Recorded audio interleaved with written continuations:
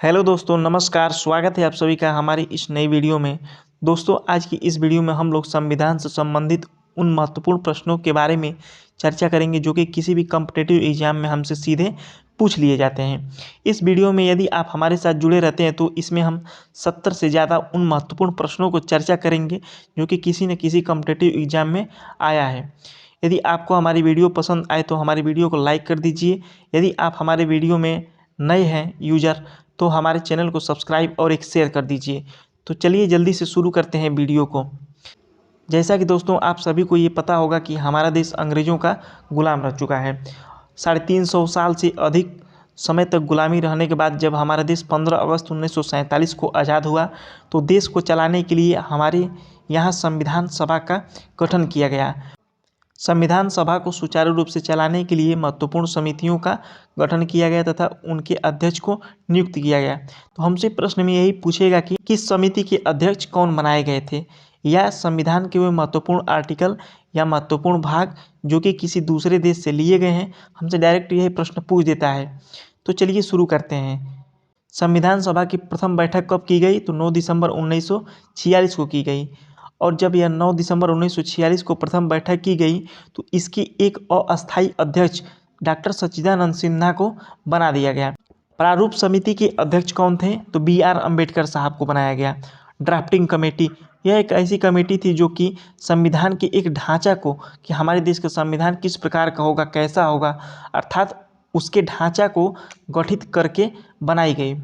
और इसके अध्यक्ष थे बी.आर. अम्बेडकर जी। यह समिति 29 अगस्त 1947 को बनाई गई थी।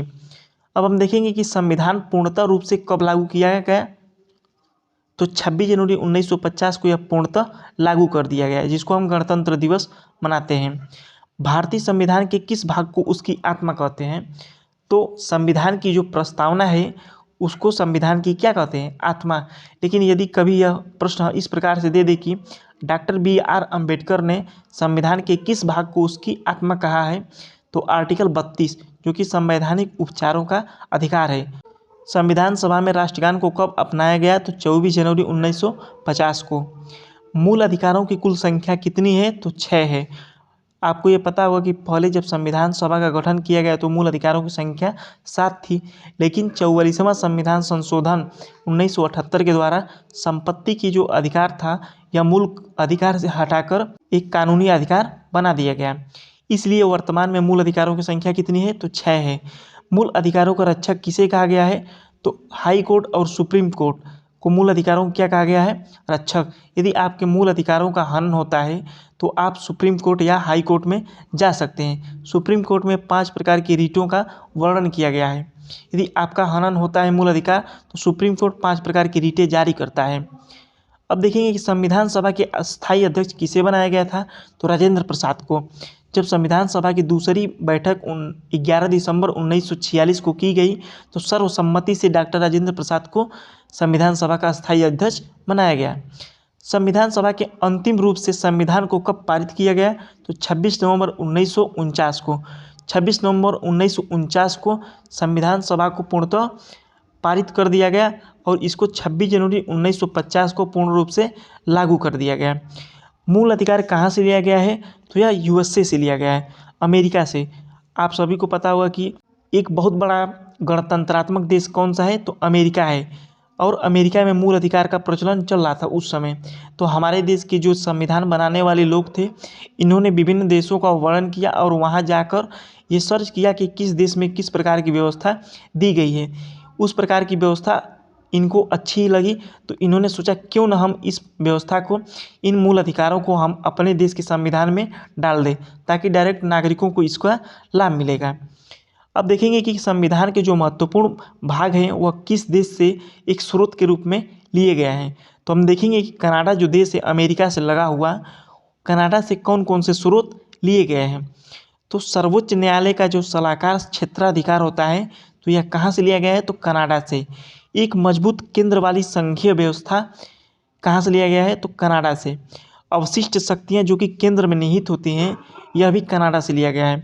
आपको ये पता होगा केंद्र सूची, राज्य सूची और समवर्ती सूची के अतिरिक्त जो अवशिष्ट शक्तियाँ हो जाती हैं तो वह केंद्र में निहित होती हैं। अब राज्यों के राज्यपालों की नियुक्ति किससे लिया गया है, तो कनाडा के संविधान से लिया गया है।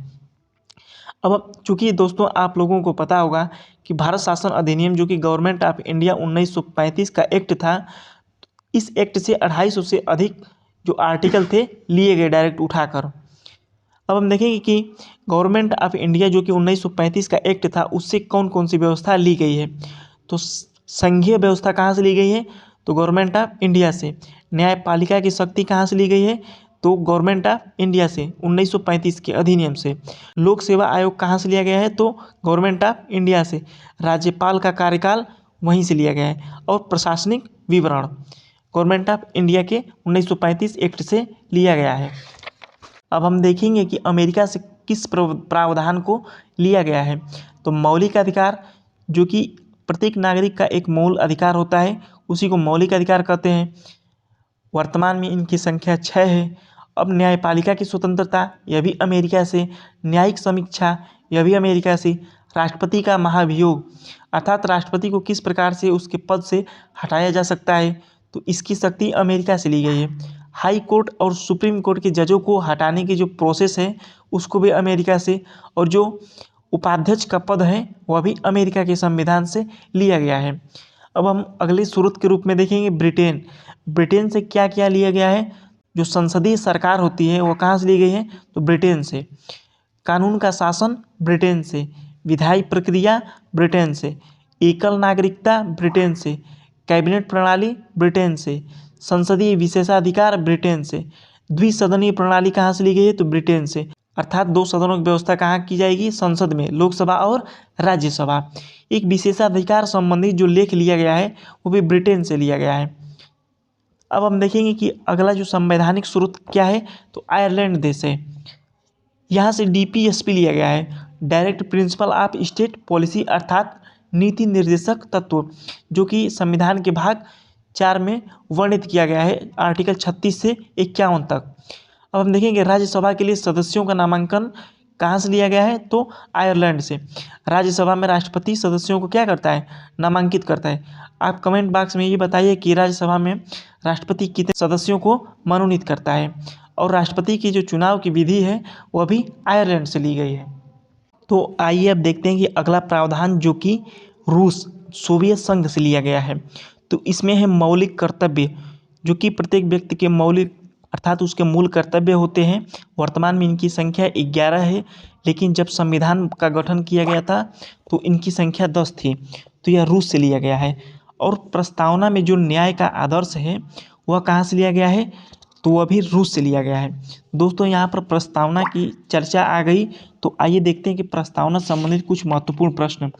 तो प्रस्तावना में एक है स्वतंत्रता। तो स्वतंत्रता की चर्चा कितनी बार की गई है, तो 5 बार की गई है। विचार, अभिव्यक्ति, विश्वास, धर्म और उपासना की स्वतंत्रता, अर्थात 5 बार इसकी चर्चा है।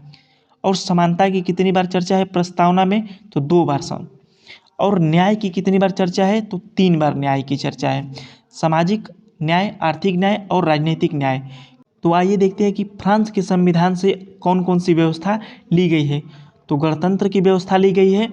और प्रस्तावना में स्वतंत्रता, समानता और बंधुत्व की जो आदर्श हैं इसको फ्रांस के संविधान से लिया गया है। फ्रांस की क्रांति कब हुई थी, तो 1789 में हुई थी। अब आइए देखते हैं कि दक्षिण अफ्रीका के संविधान से क्या लिया गया है। संविधान में संशोधन की प्रक्रिया जो कि आर्टिकल 368 के अंतर्गत आती है, यह कहाँ से ली गई है, तो दक्षिण अफ्रीका के संविधान से ली गई है। और राज्यसभा में सदस्यों का जो चुनाव होता है वह भी दक्षिण अफ्रीका के संविधान से लिया गया है। अब आइए देखते हैं दोस्तों कि जापान के संविधान से क्या लिया गया है। तो इससे कानून द्वारा स्थापित प्रक्रिया, अर्थात जो कानून के द्वारा स्थापित प्रोसेस होगा वह कहाँ से लिया गया है, तो जापान से लिया गया है।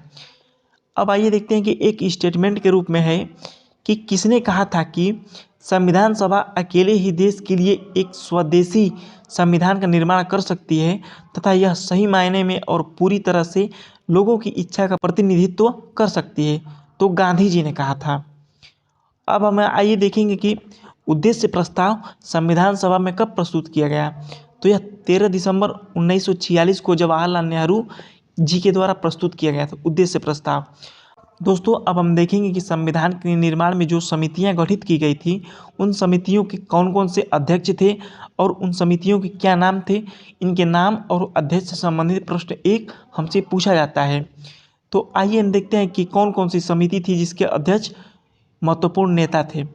तो डॉक्टर राजेंद्र प्रसाद, इनके अंतर्गत राष्ट्रीय ध्वज पर आधारित जो तदर्थ समिति थी, प्रक्रिया के नियमों पर जो समिति थी, वित्त और कर्मचारी की जो समिति थी तथा संचालन समिति के अध्यक्ष कौन थे? तो डॉक्टर राजेंद्र प्रसाद थे। अब आइए देखते हैं कि जवाहरलाल नेहरू जी किसके अध्यक्ष थे? तो राज्य समिति, संघ संविधान समिति और संघ शक्ति समिति के अध्यक्ष कौन थे? तो जवाहरलाल नेहरू जी थे। H.C. मुखर्जी यह किसके अध्यक्ष थे? तो अल्पसंख्यक उप समिति के अध्यक्ष थे। सरदार वल्लभ भाई पटेल जी किसके अध्यक्ष थे? तो मौलिक अधिकारों पर जो सलाहकार वाली समिति थी उसके अध्यक्ष थे।